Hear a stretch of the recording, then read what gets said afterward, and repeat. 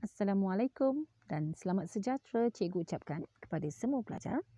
Pada hari ini kita akan sambung sejarah tingkatan 2 bab 7 yang telah kita pelajari pada video yang sebelumnya. Okey, hari ini kita akan masuk tajuk 7.2 iaitu warisan Kesultanan Melayu Melaka di Pahang, Perak, Terengganu dan juga Selangor. Okey, kita lihat warisan Kesultanan Melayu Melaka dari beberapa aspek iaitu sistem pemerintahan, agama Islam dalam pemerintahan, perundangan, adat istiadat, persuratan dan yang terakhir ialah ekonomi.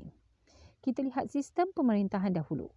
Okey, dalam sistem pemerintahan Kesultanan Melayu Melaka, Sultan ini merupakan tunggak paling utama sekali dalam kerajaan dan juga penggantian pemerintah yang berasaskan kepada adat Temenggung. Di negeri Perak pula, putera Sultan akan mewarisi tahta tetapi mestilah melalui sistem penggiliran. Okey, manakala dalam aspek pentadbiran pula, sistem pembesar 4 lipatan digunakan pada 4 negeri yang kita bincangkan ini. Okey, kita lihat Kesultanan Pahang dahulu. Mengamalkan sistem pewarisan tahta, waris ganti digelar sebagai Tengku Mahkota, pelantikan Sultan juga atas persetujuan Jumaah Pangkuan di Raja Negeri, di mana pemerintahan kerajaan negeri dijalankan bersama-sama dengan Majlis Mesyuarat Kerajaan. Seterusnya dalam sistem pentadbiran pula berasaskan kepada pembesar 4, 8 dan juga 2, 16. Okey, empat pembesar utama di Pahang ialah yang pertama, orang kaya Indra Shah Bandar, orang kaya Indra Segara, orang kaya Pahlawan dan juga orang kaya Indra Perba Jelai. Okey. Kita lihat pula Kesultanan di Perak. Mengamalkan sistem penggiliran di mana Dewan Negara Perak juga bertanggungjawab untuk memilih dan juga melantik Sultan. Okey, kalau anda lihat gambar tangga di sebelah ini, di atas sekali adalah Sultan, manakala di bawah sekali ialah Raja Kecil Bongsu, Raja Kecil Tengah, Raja Kecil Sulong, Raja Kecil Besar, Raja di Hilir dan juga Raja Muda. Kalaulah soalan tanya, siapakah yang akan menggantikan Sultan sekiranya Sultan mangkat dalam Kesultanan Perak? Jadi jawapannya siapa? Raja Muda. Sebabnya Raja Muda di bawah Sultan. Jadi kalau kita tengok kat sini, Raja Kecil Bongsu ni lambat lagi lah dia nak naik menjadi Sultan. Dia kena ikut giliran. Okey, kita lihat Kesultanan Perak. Sistem pentadbiran masih sama macam tadi iaitu pembesar 4, 8, 16 dan juga 32. 4 pembesar utama Perak pula ialah orang kaya Bendahara Seri Maharaja, orang kaya besar Maharaja Diraja, orang kaya Temenggung Paduka Raja dan orang kaya Menteri Paduka Tuan. Okey, pemerintahan kerajaan negeri dijalankan bersama-sama dengan Majlis Mesyuarat Kerajaan. Okey. Kita lihat negeri Terengganu pula. Mengamalkan sistem pewarisan tahta, waris ganti digelar sebagai yang di-Pertuan Muda. Walau bagaimanapun, Dewan Pangkuan Diraja ini berhak untuk memilih dan juga melantik siapa yang layak untuk menjadi Sultan. Ini kerana Jumaah ini turut dikenali sebagai Ahli Al-Wal wa Al-Aqad yang bermaksud ahli yang memilih dan menjadikan raja. Pemerintahan kerajaan negeri pula dijalankan bersama-sama dengan Majlis Mesyuarat Kerajaan. Okey, kalau tengok gambar ni, ini adalah keris panjang di Raja Terengganu dan juga panji di Raja Terengganu. Okey, kita lihat Selangor pula. Mengamalkan sistem pewarisan tahta juga, waris ganti digelar sebagai Raja Muda, pelantikan Sultan juga atas nasihat dan juga pengesahan Dewan Diraja. Dewan Diraja ni bertanggungjawab untuk membantu dan menasihati Sultan dalam menjalankan fungsi baginda. Antara anggota Dewan ini termasuklah Raja Muda, Tengku Laksamana dan juga Tengku Bendahara. Okey, pemerintahan kerajaan negeri mestilah dijalankan bersama-sama dengan Majlis Mesyuarat Kerajaan. Okey, kita lihat aspek yang kedua iaitu agama Islam dalam pemerintahan. Seperti yang kita tahu bahawa Kesultanan Melayu Melaka dulu terkenal dengan pusat penyebaran agama Islam. Jadi tradisi ini samalah diwarisi di empat-empat negeri ini. Okey, ini kerana Islam menjadi agama utama dalam setiap negeri yang beraja. Samalah juga dengan Malaysia pada hari ini iaitu agama Islam termaktub dalam Perlembagaan Malaysia sebagai agama persekutuan. Okey, kita lihat bagaimana agama Islam ni menjadi keutamaan dalam pemerintahan kerajaan. Okey, yang pertama, Sultan merupakan ketua agama bagi setiap negerinya. Yang kedua, kedudukan ini diperihalkan dengan jelas dalam Perlembagaan Persekutuan dan juga undang-undang tubuh kerajaan negeri masing-masing. Seterusnya, institusi agama sangat penting dan juga berperanan dalam bidang kuasa mereka hendaklah dihormati. Misalnya peranan mufti, kadi, mahkamah syariah dan juga jabatan agama Islam sangat penting. Okey, dalam setiap negeri.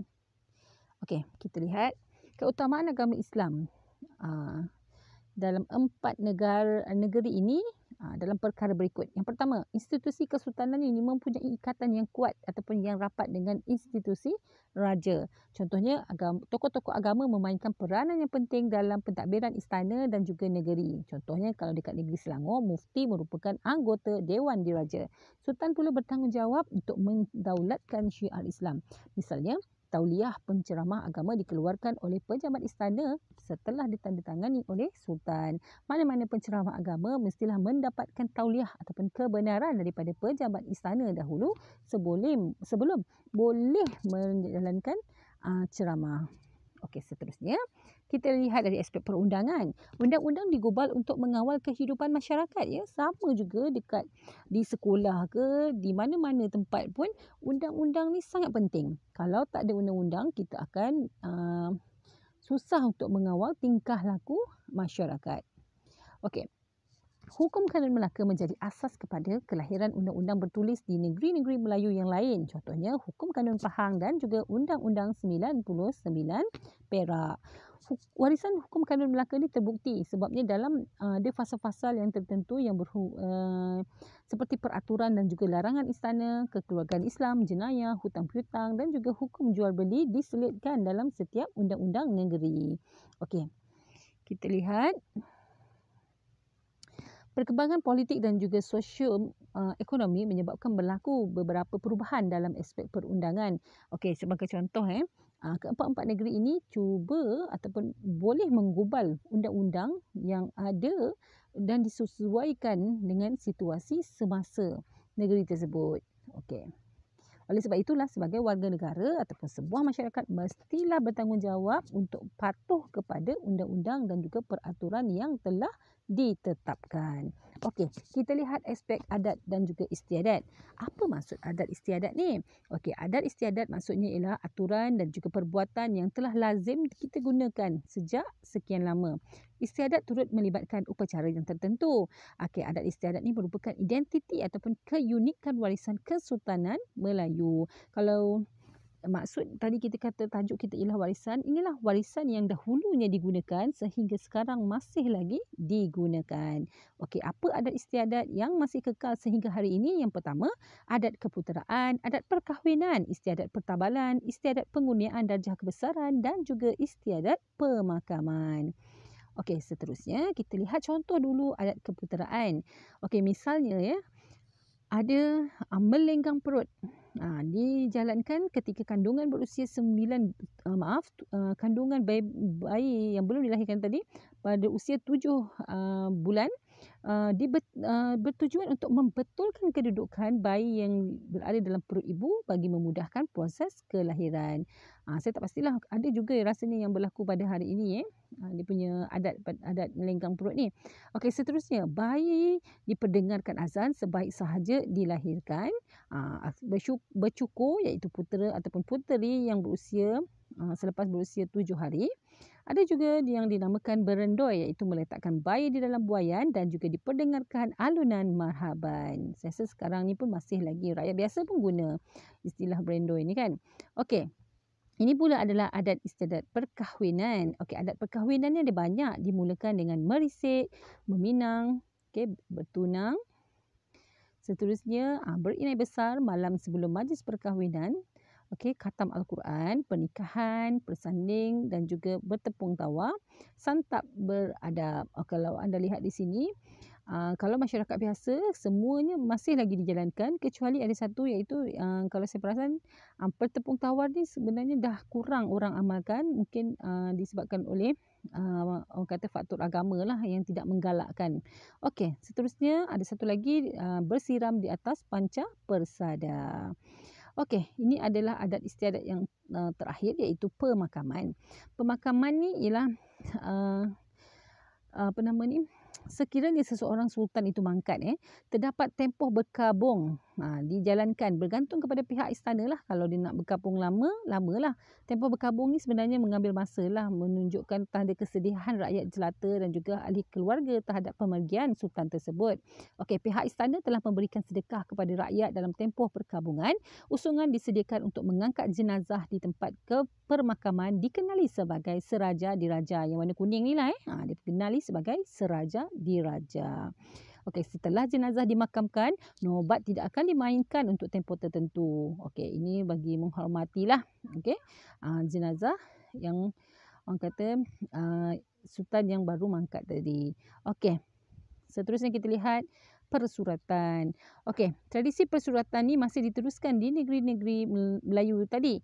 Okey, antaranya termasuklah karya sejarah, agama, perubatan dan juga sastra rakyat. Okey, ini kita lihat contoh-contoh karya sejarah bagi empat negeri tadi. Okey, contohnya ialah Hikayat Pahang ditulis oleh Haji Muhammad Nur mengisahkan sejarah Kesultanan Pahang pada abad ke-19. Selain itu, Misa Melayu dikarang oleh Raja Chulan mengisahkan sejarah Kesultanan Perak pada abad ke-18. Okey, seterusnya ada satu lagi, syair Tawarikh Zainal Abidin ketiga, karya Tunku Dalam Kaltun mengisahkan sejarah Kesultanan Terengganu. Okey, seterusnya pula karya Kenang-kenangan Selangor dikarang oleh Wan Muhammad Amin mengisahkan sejarah Kesultanan Selangor pada abad ke-19 dan ke-20. Okey, ini adalah aspek yang terakhir iaitu ekonomi. Okey, dalam ekonomi kita lihat aspek ada beberapa iaitu pelabuhan, mata wang dan juga ekonomi sara diri dan jual beli. Okey, kita lihat pelabuhan dahulu. Okey. Pelabuhan ya. Okey, aktiviti perdagangan dijalankan melalui pelabuhan. Okey, Kesultanan Perak dan Kesultanan Perak dan Selangor memiliki kelebihan pelabuhan kerana kedudukannya yang strategik yang terletak di Selat Melaka. Pelabuhan Kuala Selangor dan juga Pangkalan Batu di Selangor serta Pelabuhan Kuala Sungai Perak menjadi pusat perdagangan yang aktif pada abad ke-17 sehinggalah ke-19. Okey, hasil dagangan yang utama pada masa itu ialah biji timah. Okey, Kuala Terengganu pula merupakan pelabuhan entrepot pada abad ke-18. Okey, seterusnya. Apakah barang yang didagangkan? Okey, di pelabuhan contohnya emas, biji timah, kain sutera, senjata, gula, hasil hutan dan pelbagai lagi. Okey, pelabuhan siapa yang menguruskan pelabuhan? Kita dah belajar sebelum ni, namanya ialah jawatannya ialah Syah Bandar dan juga pegawai pelabuhan yang lain. Okey, sistem cukai juga dilaksanakan bagi memastikan perdagangan berjalan dengan lancar. Okey, sebenarnya cukai ini merupakan kelebihan kepada pemerintah kerana ia merupakan sumber hasil ataupun pendapatan kepada kerajaan tersebut. Okey, kita lihat mata wang pula. Negeri Perak terkenal dengan mata wang bongkah timah yang dinamakan bidur. Mata wang pitis juga diperbuat daripada timah digunakan di Pahang dimulakan semasa pemerintahan Sultan Muhammad Shah. Manakala mata wang tampang digunakan pada abad ke-19. Seterusnya di Terengganu, Sultan Zainal Abidin I telah memperkenalkan mata wang berupa kupang emas. Okey, seperti dalam gambar ni. Selain itu, terdapat juga mata wang pitis. Okey, di Selangor pula mata wang shilling digunakan semasa pemerintahan Sultan Ibrahim Shah.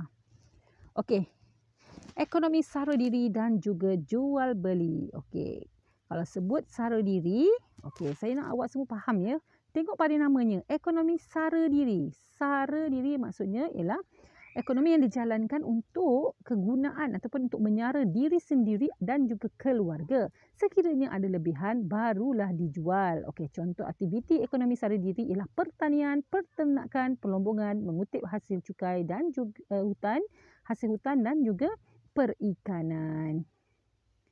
Okey, seterusnya, pelombongan biji timah merupakan kegiatan ekonomi yang utama di Selangor dan juga Perak.